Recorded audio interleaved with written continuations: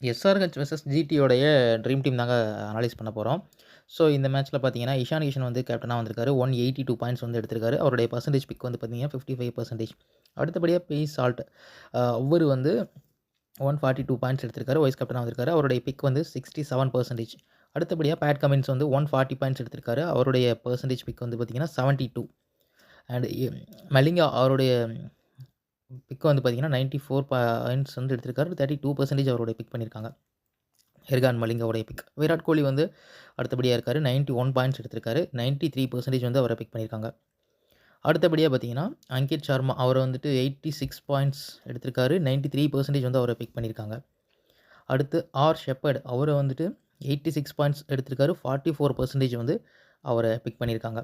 அடுத்து அங்கித் வர்மா ஃபஸ்ட்டு வந்து நம்ம பார்த்தது அபிஷேக் சர்மா 86 பாயிண்ட்ஸ் எடுத்திருக்காரு. 93% பிக்கு. அங்கித் வர்மா வந்து 64 பாயிண்ட்ஸ் எடுத்திருக்காரு. 13% பிக்.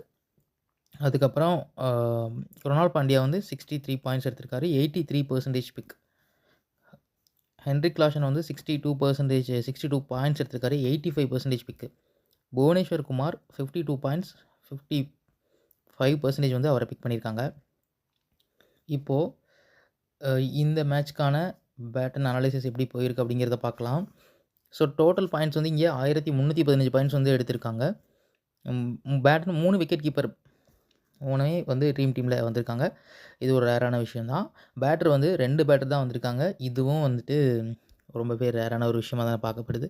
பேட்டர் குறையிறது. ஆல்ரவுண்டர் வந்து 3 ஆல்ரவுண்டரையும் வந்திருக்காங்க. பேட்டரில் வந்துட்டு அங்கே குறையும் போது ஆல்ரவுண்டரில் கண்டிப்பாக ஒருத்தர் வந்து அதாவது விக்கெட் கீப்பர்லேயும் ஒருத்தர் ஆட் ஆகும்போது ஆல்ரவுண்டரில் கண்டிப்பாக ஆட் ஆகும்போது பேட்டரோட எண்ணிக்கை வந்து குறையும். பவுலர் வந்து 3 பவுலர் தான் மறுபடியும் போன மேட்ச் மாதிரியே வந்திருக்காங்க. ரேஷியோ வந்து 6:5 6 ஃப்ரம் வின்னிங் டீம் 6 பேர் வந்து வின்னிங் டீம்லேருந்து வந்திருக்காங்க. இதில் இன்னொரு விஷயம் என்னென்னா 4 ஓப்பனரில் 3 ஓப்பனருமே வந்துட்டு ட்ரீம் டீமில் வந்துட்டாங்க. டிராவிஸ் ஹெட் மட்டும் தான் ட்ரீம் டீமில் வரல. அப்புறம் வந்து 90% வந்து ப்ளஸ் வந்து 2 பேர் வந்து எடுத்திருக்காங்க. 2 பேர் டீம் வந்திருக்காங்க. 80%க்கு மேலே இருந்தும் 2 பேர் டீம் டீமுக்கு வந்திருக்காங்க. 50% பிக்கில் இருந்தும் 2 பேர் வந்து டீம் டீமுக்குள்ளே வந்திருக்காங்க. 60% பிக்கில் இருந்தும் 2 பேர் வந்து 60%க்கு மேலே 2 பேர் வந்து ட்ரீம் டீமில் வந்திருக்காங்க.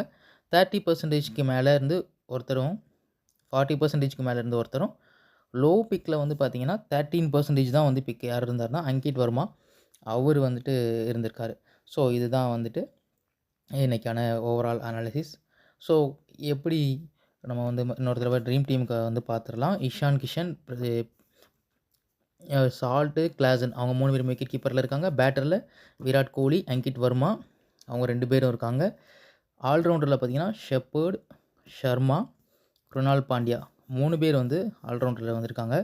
பவுலர்ஸ் பார்த்தீங்கன்னா பேட் கமின்ஸ், மலிங்கா, புவனேஸ்வர் குமார் இந்த 3 பேரும் வந்து ட்ரீம் டீமில் வந்திருக்காங்க. ஸோ இதுதான் இன்றைக்கான dream team analysis SRH versus GT. நாளைக்கு மேட்ச்சில் அந்த பேட்டன் எப்படி மாறுது அப்படிங்கிறத பார்க்கலாம். தேங்க்யூ.